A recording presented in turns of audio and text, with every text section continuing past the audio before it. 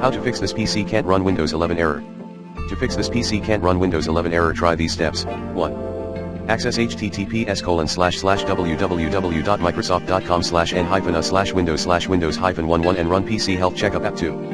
Enable secure boot in Windows 10's BIOS settings. Google how to enter your own menu. 3.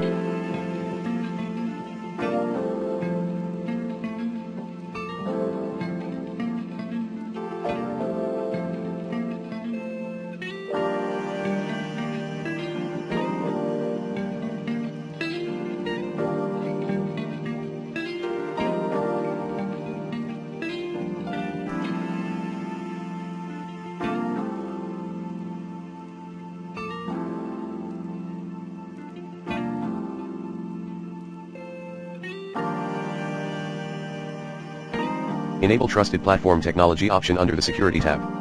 4. Save the changes you made and reboot your PC. 5. Try reinstalling Windows 11 later.